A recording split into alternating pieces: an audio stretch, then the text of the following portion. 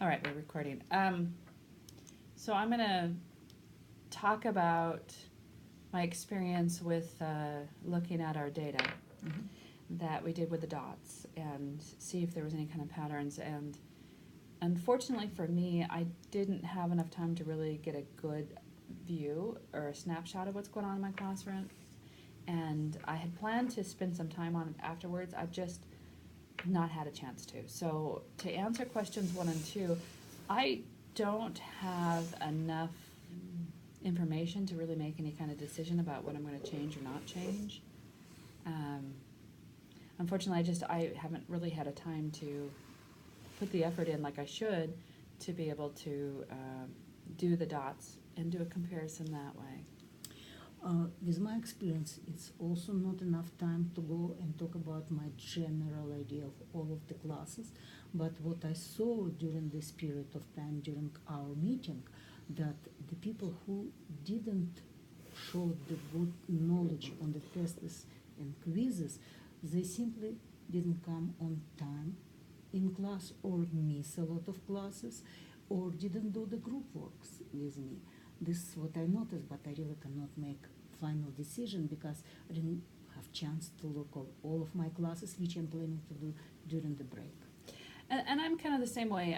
There was no surprises in terms of those students who didn't do their homework and attendance wasn't as good as it could have been and how well they did on the exam, but I couldn't determine if there was any kind of breakdown between the races or even with the male and female type thing. So I don't know if I'm going to have time to do it over the break, but I may, because I'm going on vacation. I'm actually going to have a vacation, so I don't know if I'm going to be able to do that. So the next prompt that we have is if we had a new faculty member, a new adjunct that was going to go through this process on the equity-minded scorecard, what could we say to him or her to inspire them?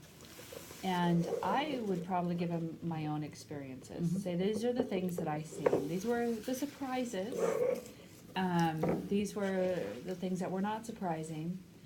And you've got to make sure that you come into it with an open mind. All of us would like to believe that we do a great job. Sure. All of us would like to believe that we treat everyone fairly and justly. But based on patterns, at least in my own classroom, I'm discovering I don't. Actually, I seem to be biased against the white students, which is unusual, but that's just who I am, I guess. And so even then, even though, it's like, okay, well, the white students have always done very well in everything they always do, at least in this country, I still feel bad. I feel bad that I have any student I'm not treating fairly and justly. Yeah, this is sometimes very surprising because we were thinking like, oh, I did the great job. I think I treat everybody equally. But when you look at that a little bit from the different point of view, you notice it's not true. Not intentional, but it is not true. And this is a good experience. And this what I will pass to our other instructors. Like, check it, try it. It's nothing bad for you, nothing bad for the students. At least you will realize what you're doing good, what you are not doing good. I think it's good. It is, and we go into teaching because we want to make a difference for everyone, not just certain people or certain demographics or whatever. So if you go into the mindset that some of it may be difficult, but it's for the best for the students, then I think everyone would be okay with it.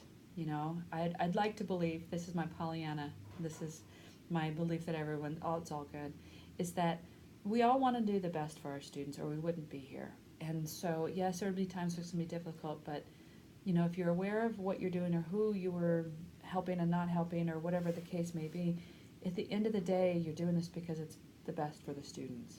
At least in our beliefs. We're trying to do our best. Is it going to be best or not for the students? We don't know, but we're trying. All right, I think that's it. That's it.